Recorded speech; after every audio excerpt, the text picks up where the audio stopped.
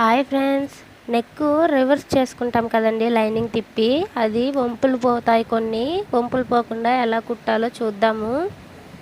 చూడండి ఎలా పెట్టాను. లైనింగ్కి జాకెట్కి లైనింగ్ అటాచ్ చేసేస్తున్నాను. నార్మల్గానే స్టిచ్చింగ్ వేసేస్తున్నానండి. నార్మల్గా స్టిచ్చింగ్ వేసేసుకున్న తర్వాత కట్ చేసేసుకొని ఎక్స్ట్రా పీస్ కట్ చేసేసుకొని డాట్స్ అంటే కొద్దిగా మూలలు తిప్పాలి కాబట్టి, రౌండ్ తిరగాలి కాబట్టి కొద్దిగా కటింగ్ వేసేస్తాను. చూడండి ఎక్స్ట్రా పీస్ అంతా కట్ చేసేసుకోవాలండి. మామూలుగా జాకెట్కి ఇలాగా తిప్పుకుంటే లైనింగ్ జాకెట్కి బాగా వచ్చేస్తుందండి. అంటే లేస్ ఏం లేకుండా వేస్తాం కదా, అట్లాంటి జాకెట్లకి ఇలా యూస్ చేయొచ్చు. ఇప్పుడు లైనింగ్ని తీసేసి అంటే యువతలకి తిరగతిప్పించి లైనింగ్ మీద ఒక కుట్టు వేయాలండి.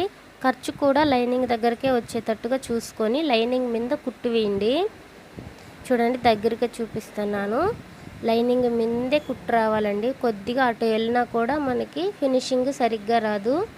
లైనింగ్ మీదే నేరుగా ఒక కుట్టు వేసేసామంటే మీకు ఈజీగా రివర్స్ చేసినప్పుడు ఎట్లాంటి మల్లింపులు రాకుండా కరెక్ట్గా వచ్చేస్తుందండి. చూడండి ఇప్పుడు తిప్పించి చూపిస్తాను.